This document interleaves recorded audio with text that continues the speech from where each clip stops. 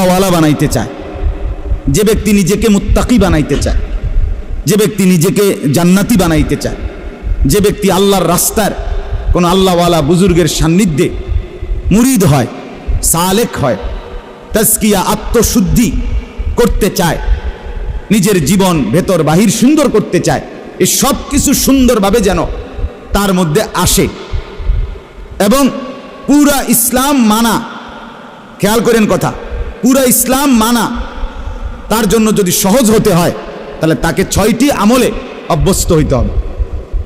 কয়টি আমলে? আবার বলেন, কয়টি আমলে? এই 6টি আমলে যদি কোনো ব্যক্তি অভ্যস্ত হয় তো আল্লাহ তাআলা তাকে পুরা ইসলাম মানার, দিন মানার মতো যোগ্যতা, শক্তি, হিম্মত, তৌফিক আল্লাহ দান করবেন। ইমানের 77 শাখা, আল্লাহ নবী সাল্লাল্লাহু আলাইহি ওয়াসাল্লাম বলেছেন এই পুরা ইমান অতি অল্প সময়ে ধীরে ধীরে তার মধ্যে আত্মস্থ হবে, আসবে। হযরতের মূল ফিকির এটা। এই 1 সপ্তাহ খানকায় উনি এটা বুঝাইছেন যে আমার ফিকির সারা পৃথিবীর মুসলমান যদি প্রকৃত অর্থে দিনদার হইতে হয় তাইলে ইমানের 77 শাখা মানে পুরা ইমান, ইসলামের সবগুলো অংশ নিজের মধ্যে আনতে হবে, নিজের মধ্যে বাস্তবায়ন করতে হবে, তাইলেই সে পরিপূর্ণ দিনদার। কথা বোঝেন নাই আপনি? একটা লোক তো নামাজ পড়ে মাশাআল্লাহ, কিন্তু উনি মসজিদ থেকে বের হয়ে দোকানে গিয়ে সুদের লেনদেন করে, ওজনে কম দেয়, ধোকা দেয়, মালটার গুণাগুণ মিথ্যা বলে, এই লোকটা কি পরিপূর্ণ দিনদার? একটা তো আছে মাশাআল্লাহ, কিন্তু ওইটা তো নাই, ওইটা তো নাই। একজন নারী নামাজ তো পড়ে কিন্তু পর্দা তো করে না। একজন পুরুষ ছেলে মেয়ের খাদ্য খাবারের খরচ তো করে, কিন্তু তাদের জন্য টেলিভিশন, নাচ গান এটা দেখার জন্য ব্যবস্থা করে। তো একদিকে দিনদার একটা মানে তো আরো 10টা মানে না, তো এই লোকটা কি পরিপূর্ণ দিনদার হলো? এই হযরত বলেন ইমানের 77 শাখা, এই সবগুলো শাখায় যে সমানভাবে মানে আমলে অভ্যস্ত হবে তাকেই বলা হবে পরিপূর্ণ দিনদার। তার জন্যই জান্নাত, তার জন্যই জাহান্নামের মুক্তি। সাহাবায়ে কেরাম ইসলাম মানছে কয়টা, ছাড়ছে কয়টা? কথা কয় না। মানছে কয়টা, ছাড়ছে কয়টা? আউলিয়ায়ে কেরাম, যাদেরকে আমরা আউলিয়া বলি, বুজুর্গ বলি, পীর মাশায়েখ বলি, তারা মানছে কয়টা, ছাড়ছে কয়টা? সব মানছে, সব মানছে।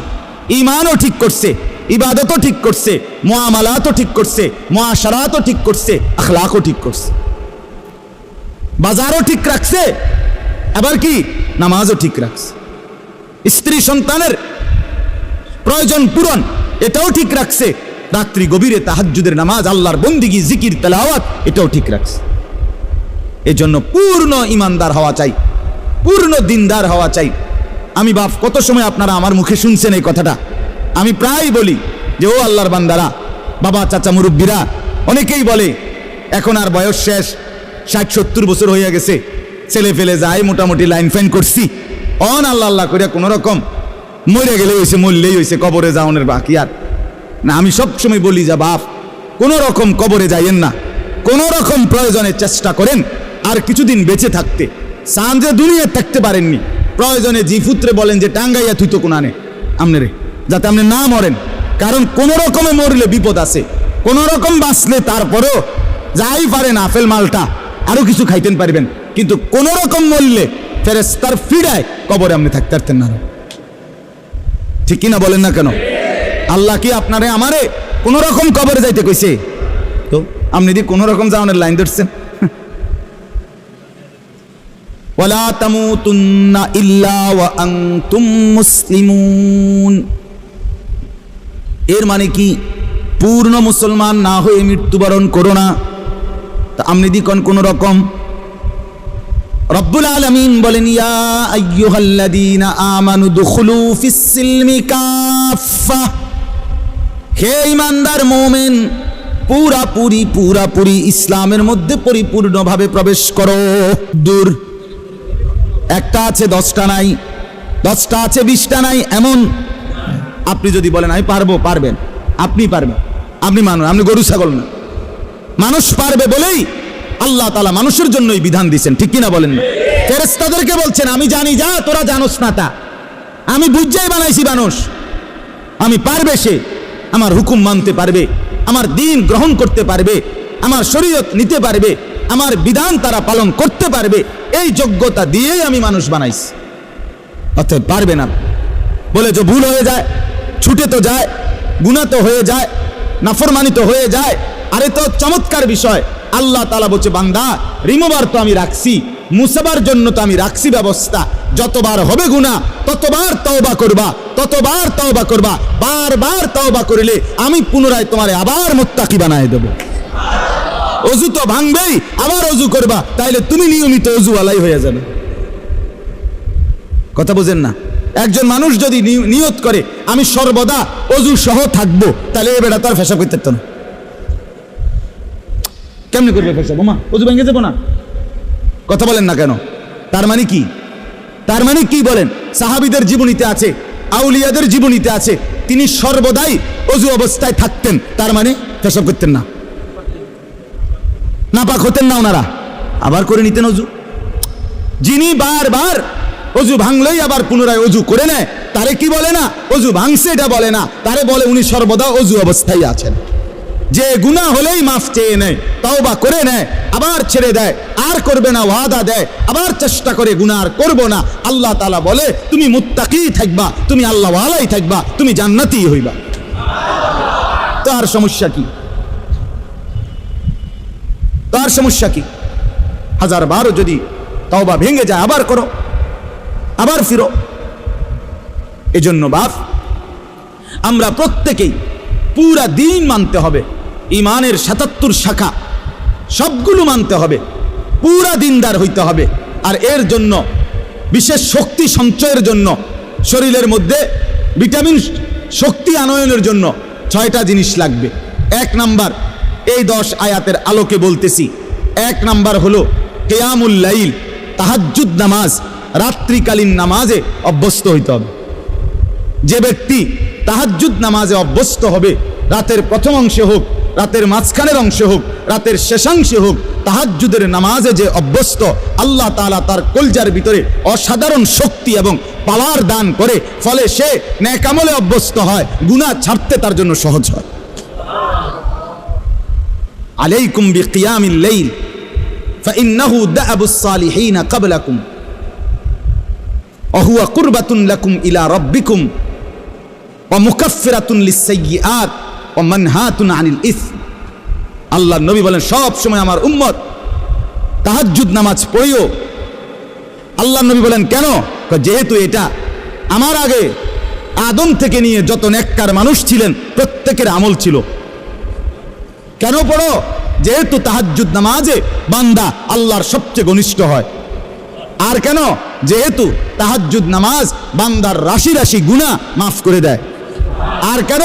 যেহেতু তাহাজ্জুদ নামাজ বান্দাকে গুনাহ থেকে বিরত রাখে। এই ১ নাম্বার আমল কি বলেন? এখন যদি বলেন যে হুজুর নামাজে তো পড়ি না, তো নামাজ পড়েন, ৫ ওয়াক্ত নামাজে অভ্যস্ত হন, তার সাথে সাথে তাহাজ্জুদ নামাজ পড়েন।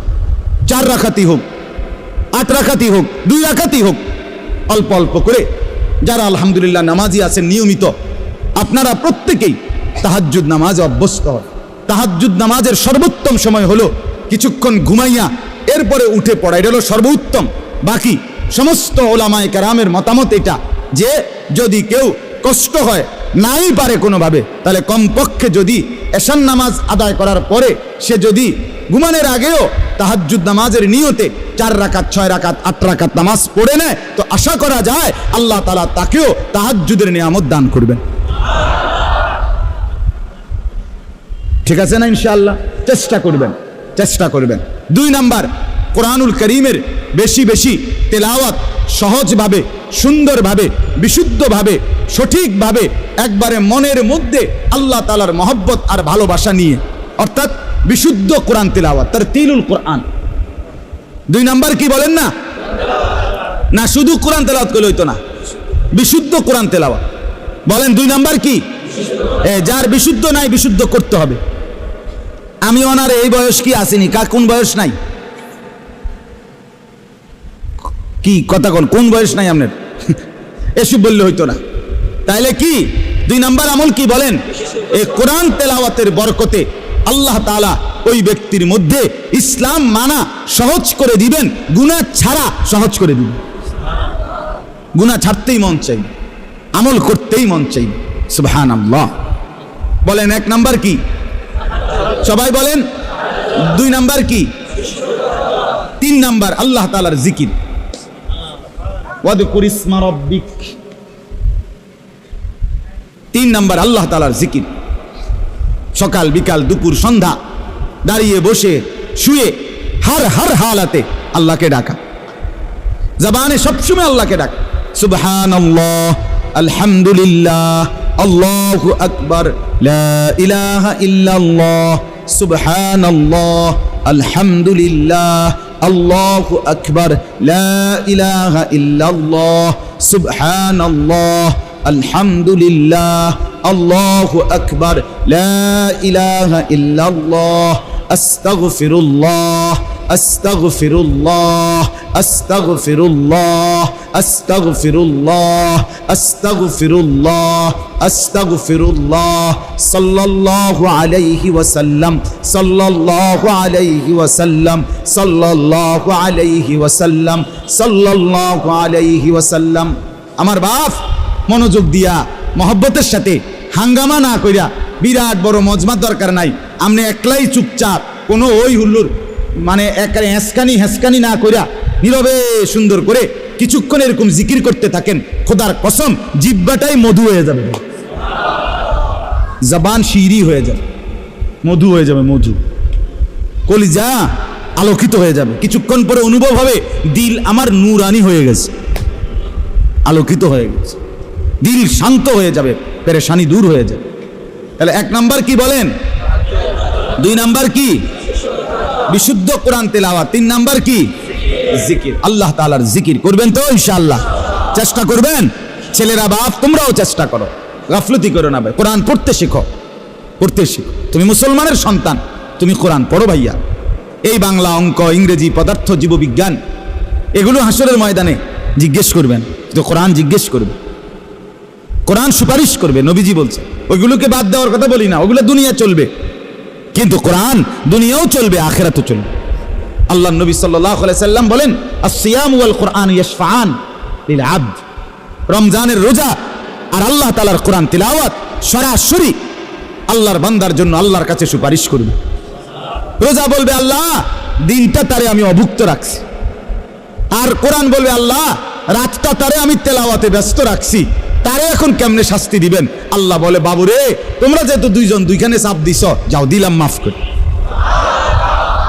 দিলাম। তাহলে 1 নাম্বার হলো কিয়ামুল লাইল, এই আমলটার মূলত নাম হলো কিয়ামুল লাইল, তাহাজ্জুদ। 2 নাম্বার কি? বিশুদ্ধ কোরআন তেলাওয়াত। 3 নাম্বার কি? এই 3টা হলো অঙ্গ প্রত্যঙ্গ দিয়ে করা, মানে বাহ্যিক। জিকির করবেন কি দিয়া? জবান দিয়া, ঠিক না বলেন? কোরআন তেলাওয়াত করবেন কি দিয়া? জবান দিয়া। আর তাহাজ্জুদ নামাজ পড়বেন কি দিয়া? পুরা বডি দিয়া, পুরা অঙ্গ দিয়া, নাকি? এটা। আর 3টা পরের 3টা হলো ভিতরে, কলজার ভিতরে থাকতে হবে, ভিতরে থাকবে। 1 নাম্বার মানে 4 নাম্বার, হ্যাঁ, তাবাত্তুল, এটারে বলে তাবাত্তুল। কন্ত তাবাত্তুল, তাবাত্তুল অর্থ হলো সব কিছুর থেকে সম্পর্ক বিচ্ছিন্ন করে হৃদয় মন শুধু আল্লাহর সাথে সম্পর্ক যুক্ত করা। দিল আমার শুধু আল্লাহকে ডাকে, মন আমার শুধু আল্লাহকে ডাকে, ভাবনা আমার শুধু আল্লাহকে নিয়ে, আমার চাওয়া পাওয়া সব আমার আল্লাহর কাছে, আমার আবেগ অনুভূতি সব আমার আল্লাহর কাছে। দুনিয়ার কাছে আমি কিছুই চাই না, যা চাই যা পাবো মনে করি সব আমার আল্লাহর কাছে।